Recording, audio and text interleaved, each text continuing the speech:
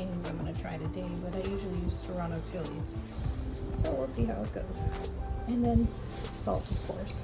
So this is how I start. I put all the tomatoes and whatever pepper I choose in a big pot, fill it with water, and that's to cover the tomatoes.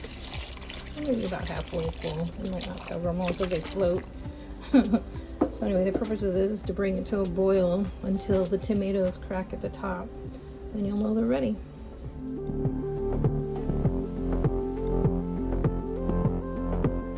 So as I'm waiting for the tomatoes to boil, right, I dice up all the onions and put them in a container. And I separate the cilantro. I prefer the leaves separate from the stems. I mean, technically you don't have to because it's all going to go into a blender, but that's what I do. Here's what the tomatoes are looking like as they're boiling. Notice how their skins are starting to split a little. That's what I'm waiting for. That way I can peel them easier. So it's about that time. I'm going to start taking them out and peeling one at a time. And I can turn down the stove. There. Pull out my blender, get it ready. There's my cilantro that's going to go in. And the first thing I'm going to do is pull out my jalapenos, and I usually just stick it in the lid here while I'm waiting because I don't want to put it directly in the blender yet, so I can adjust the heat.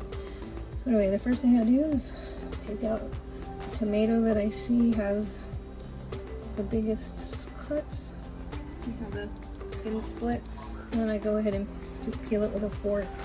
Put the peel in here, and then I put it directly in the blender. Take the tomato directly out of the water. Notice its skin split.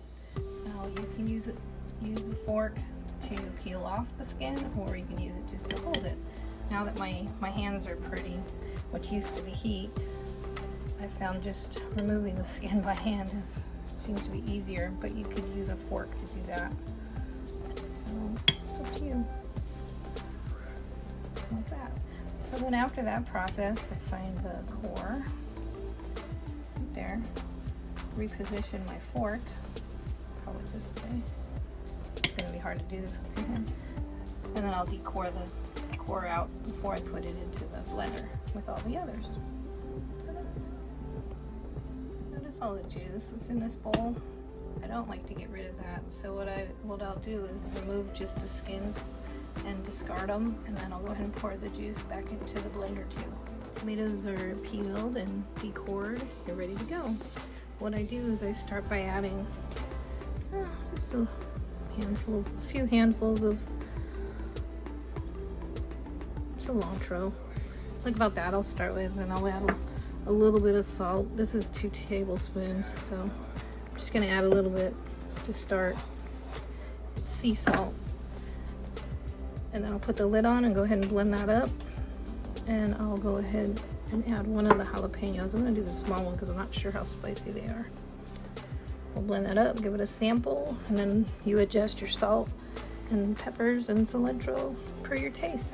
That's it. And then I'll come back and show you what I do after that. I put the cut onion in afterwards, after we get this taste correct. I think I only did 1 jalapeno because it was pretty spicy, but I'm gonna add a little bit more cilantro and just a little more salt. Blend it again. I'm just gonna pulse it. That's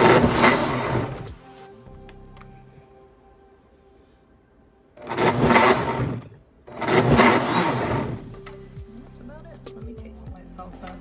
But if I want more, then I just add the rest of the onion, but I don't usually add more than 1 onion. And the easy way to get this stuff in is using a canning funnel. Anyway, let me stir this and we'll see how it looks. We'll go from there. That was 10 tomatoes, 1 jalapeno, a bunch of cilantro, and onion.